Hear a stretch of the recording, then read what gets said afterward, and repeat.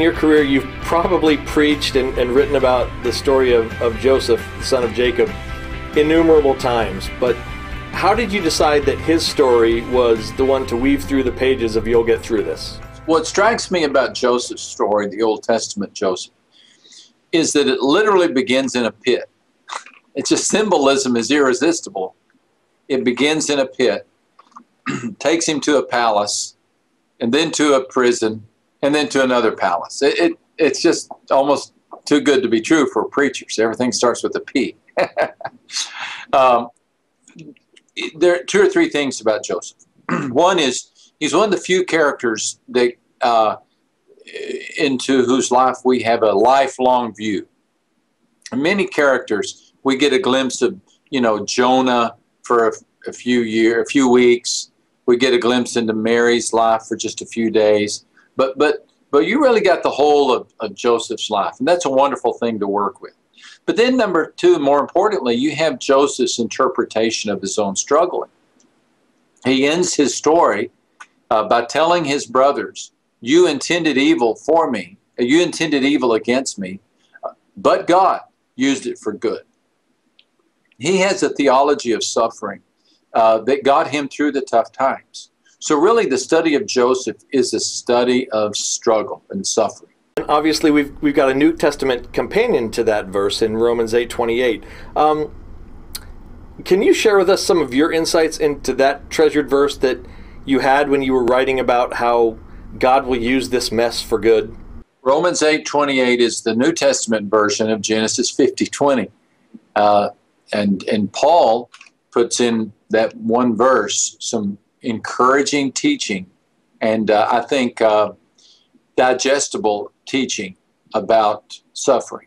He says, for we know that in all things God is at work, or God works for the good, for those who love him and are called according to his purpose.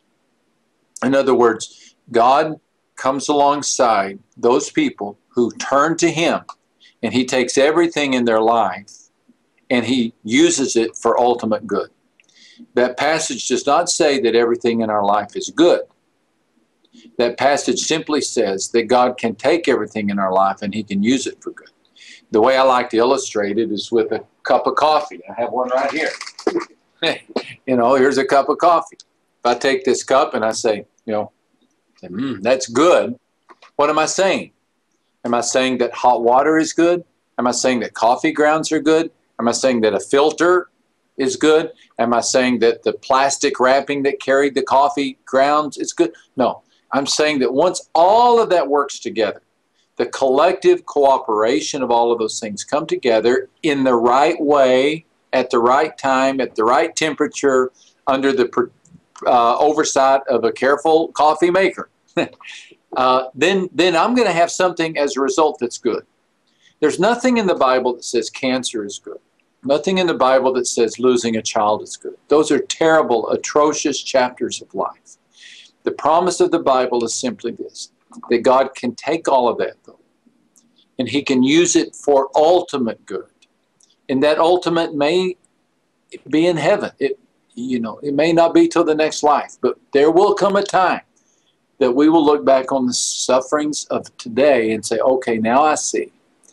That's why, okay, I understand. God used that for good. So with You'll Get Through This, are you aiming simply to encourage those stuck in pits, or are you hoping to spur others toward action like ministry, compassion, or sharing their own stories? The primary audience, my primary audience are people who are passing through tough times. People who are people helpers are always looking for tools, right? Always looking for a message, a fresh way to share the old story.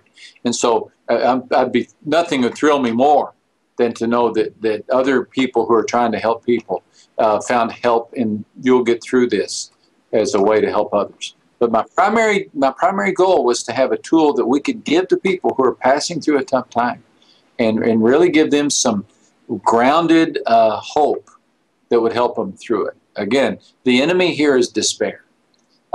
Despair is the petri dish for disaster.